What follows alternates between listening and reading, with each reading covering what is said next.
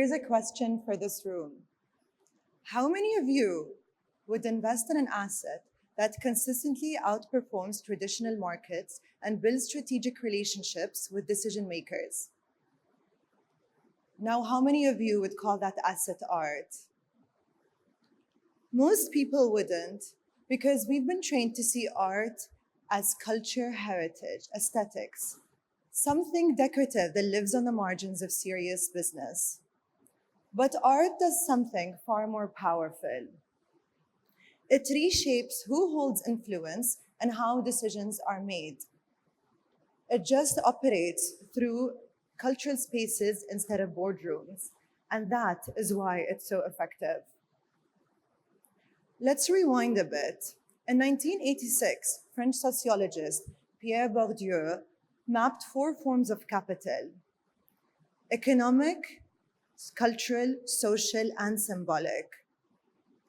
We obsess over economic capital, but the other three are the ones who determine who gets in the right rooms. They cannot be bought, but they can absolutely be built. And culture is the infrastructure that makes this possible. Here's the radical part. Art itself may offer short-term returns if you buy and sell strategically. But the people you meet through the art world are the long-term asset. And art is the access point to them. When you enter cultural spaces such as museum openings or patron dinners, something shifts. Titles become less relevant and business formality dissolves. Here's some real-life evidence. According to UBS, in 2025, high net worth collectors dedicated 20% of their wealth to art, up from 15% the year before. This goes beyond asset diversification. It's meaning making. Museum boards are high trust decision-making networks. 94% of the trustees donate personally because culture engagement is now a marker of seriousness, curiosity, commitment, and relevance. Consider Bernard Arnault, chairman of LVMH. He created the Louis Vuitton Foundation in 2014, a contemporary art museum making art accessible to all. This isn't a vanity project, it's legacy building, because art has the ability to transcend time.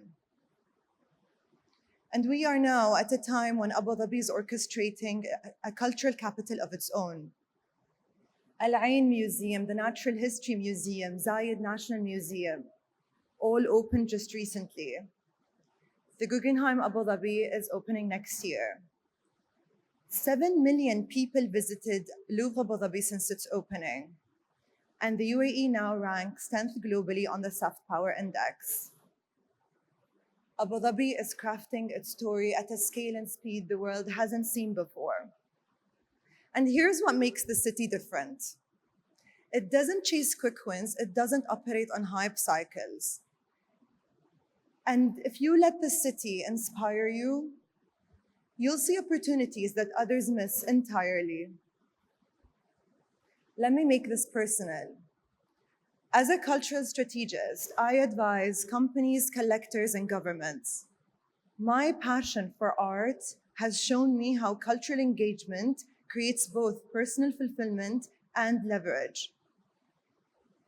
And now I know many of you are here because business is booming. But if your time here is only about deals, here's what you're missing.